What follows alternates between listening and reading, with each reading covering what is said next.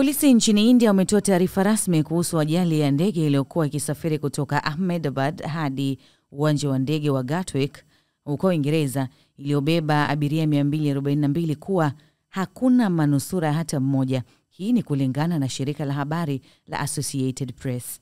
Shirika la ndege la Air India Boeing 787-8 Dreamliner pia limethibitisha taarifa kwenye ukurasa wake wa X kwamba ndege hiyo iliyoanguka ilibeba abiria 242, ambapo kati yao 169 ni raia wa India, 53 ni raia wa Uingereza, 1 raia wa Canada na 7 raia wa Ureno, watu wazima wakiwa 217 na watoto 11, chanzo kiliambia pia Reuters.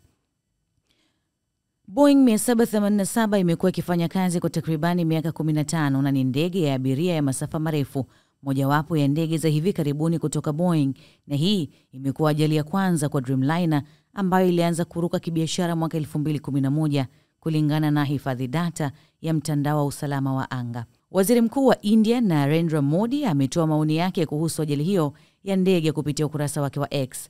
Ameandika, ajali hiyo ina vilio vikubwa kutoka Ahmedabad, imetushangaza na kutuhuzunisha. Inavunja moyo kupita maneno. Katika saa hii ya huzuni, mawazo yangu yako kwa kila mtu aliyeathiriwa nayo.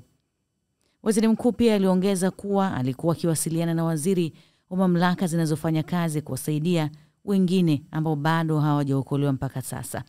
Ajali hiyo ilitokea mara tu baada ya ndege kupaa, vituo vya televisheni vikionyesha video mbalimbali za ndege hiyo ilipoanguka. Ajali hii ya ndege ya Air India imeacha alama isiyofutika katika historia ya safari ya anga nchini India na duniani kwa ujumla. Ilikuwa safari iliyopaswa kuunganisha matarajio mapya, wengine wakienda kutafuta elimu, kazi na kuungana na familia zao. Hata hivyo, imekuwa ni ajali ya 8 kwa India pekee tangu mwaka 1978 kwa kampuni ya Boeing na imesababisha ajali 7 mpaka hivi sasa. Mimi ni Gina Baltazari. Hizi ni ripoti kimataifa.